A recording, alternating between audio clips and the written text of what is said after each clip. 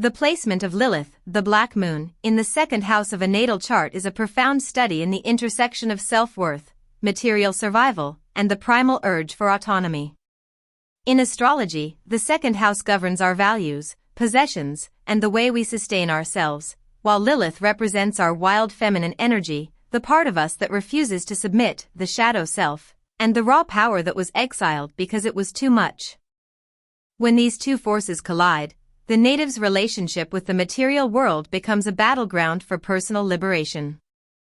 The primal need for financial independence. For someone with Lilith in the second house, money is rarely just about comfort or luxury, it is about sovereignty. There is often an intense, almost visceral fear of being controlled through financial means.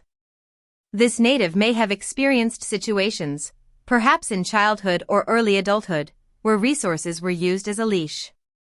As a result, they develop a fierce, uncompromising drive to earn their own way so that no one can ever tell them what to do.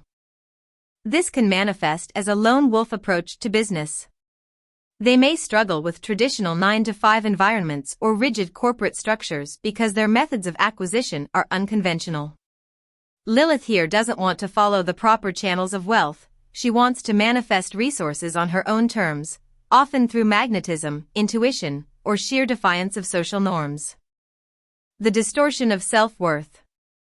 The shadow side of this placement involves a deep-seated feeling of being unworthy or wrong in the eyes of society.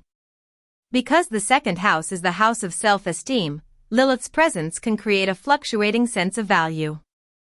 One day, the native feels like a powerhouse of untapped potential. The next, they may feel like an outcast who doesn't deserve the ground they stand on.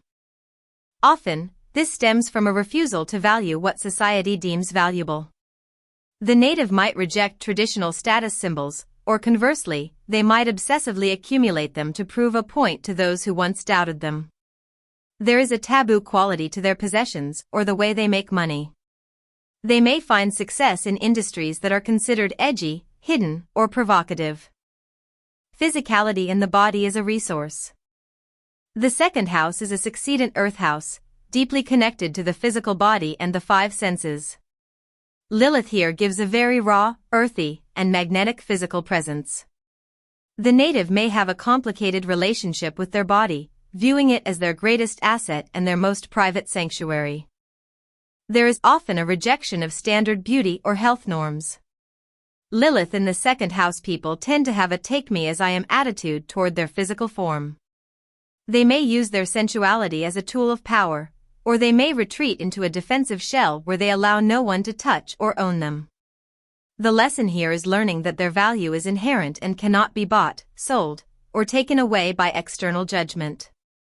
The cycle of feast and famine. In terms of actual finances, Lilith can create a feast or famine cycle. Because Lilith is associated with the void, there can be periods of total lack followed by sudden, massive influxes of wealth. This usually happens because the native's financial state is tied directly to their emotional authenticity. When they are suppressing their true selves to fit into a respectable job, the money may dry up or feel like blood money. When they embrace their Lilith energy and take a risk on their unique talents, the universe often rewards them with abundance. Redemption and integration. The path to integrating Lilith in the second house is through radical self-ownership. The native must stop looking for external validation of their worth and realize that their darker or more unconventional traits are actually their most profitable assets. By reclaiming the parts of themselves they were told were too much or not enough, they transform the second house from a place of material insecurity into a fortress of self-reliance. They become the masters of their own values, creating a life where they are beholden to no one, fueled by a deep, unshakable knowledge of their own internal richness. This is the journey from feeling like an exile in the marketplace to becoming the architect of a new kind of abundance, one that is rooted in soul-deep integrity. When Lilith in the second house moves through the zodiac, it colors how the native seeks security and what they fear losing. Here is a brief look at this placement through every sign. Aries. Wealth is acquired through bold, impulsive action and pioneering. There is a warrior approach to finances. The native feels they must fight for every cent, often rejecting help to prove they can survive alone. Taurus. Lilith is particularly potent here, as she is in the house of Taurus. This creates an intense obsession with physical comfort and a refusal to share resources. The native may have a possess or be possessed mentality toward beauty and wealth. Gemini. Value is found in information and secrets. These natives may make money through unconventional communication or taboo knowledge. There is a restless, dualistic nature to their self-worth. They may feel brilliant one moment and a fraud the next. Cancer. Security is deeply tied to the home and ancestral roots. There may be a rejection of traditional family roles or a fierce, mother bear protection of their assets. Money is often hoarded as an emotional safety net against a cold world. Leo. The native demands to be seen as high value and may spend lavishly to project power. There is a deep wound around being ignored or undervalued, leading to a defiant display of luxury or creative talent that refuses to be tamed. Virgo. A perfectionist streak creates an all-or-nothing approach to work. They may be hypercritical of their own productivity, leading to workaholic tendencies or a total rejection of the rat race in favor of a minimalist, autonomous lifestyle. Libra. Relationships and finances are messily intertwined. The native may fear being bought by a partner or, conversely, may use their aesthetic magnetism to attract resources. They value justice in their earnings and loathe being indebted to others. Scorpio. This is perhaps the most intense placement.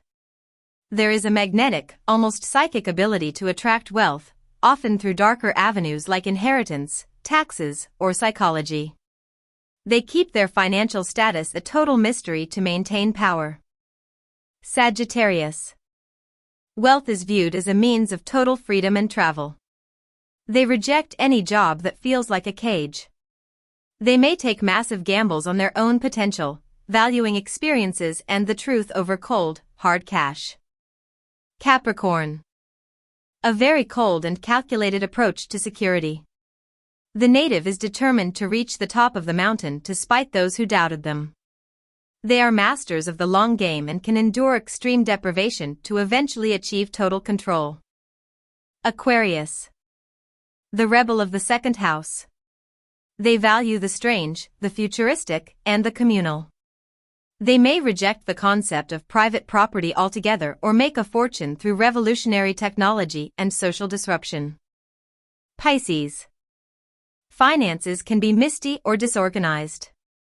The native may feel that the material world is an illusion, leading to either great spiritual wealth or a total lack of boundaries with money. They often manifest what they need through sheer belief and intuition. A transit of Black Moon Lilith through the natal second house is an approximately 9-month period of radical financial and psychological recalibration. While natal Lilith represents a lifelong personality trait, the transit is a temporary trial by fire that forces you to confront the shadows lurking within your bank account and your mirror. During this time, the Black Moon acts as a cosmic auditor, exposing every place where you have traded your soul for security or allowed your self-worth to be dictated by external validation. The breakdown of material illusions. The transit often begins with a sense of sudden dissatisfaction or itchiness regarding your income. You may find that your current job, which once felt safe, now feels like a golden cage.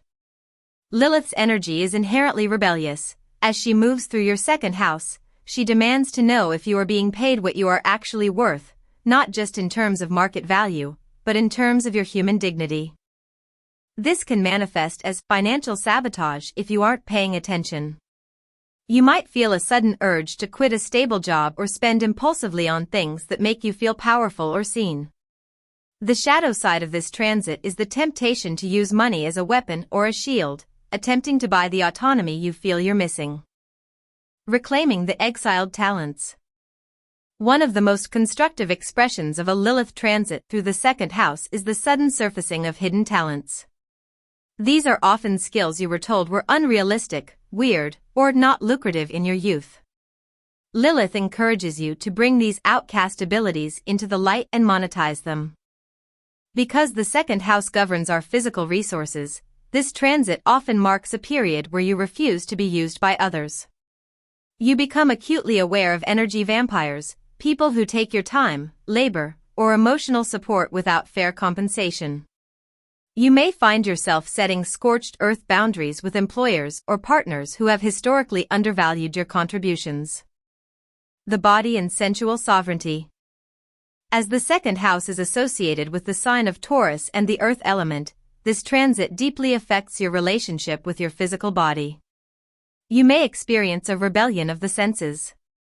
This might look like a total overhaul of your diet, a change in how you present yourself to the world, or a newfound desire to reclaim your body from societal beauty standards. There is an intense focus on bodily autonomy. If you have been living in your head, Lilith in the second house drags you back down into your skin, demanding that you honor your physical needs and desires without shame. It is a period for realizing that your body is not a commodity, but a temple that you alone govern. The final audit, value versus worth. By the end of the transit, the goal is not necessarily to be richer, but to be more self-sufficient. Lilith leaves the second house by stripping away the junk values you've accumulated, the need for status symbols, the fear of poverty, and the habit of people-pleasing for a paycheck. You emerge from this transit with a feral sense of self-worth. You realize that your value is a fixed constant, independent of your bank balance. When you finally stop asking for permission to exist and start owning your space, you often find that the material world begins to reorganize itself to support your new, more authentic vibration. The transit doesn't just change how you spend your money, it changes how you spend your life. Subscribe, like, and share.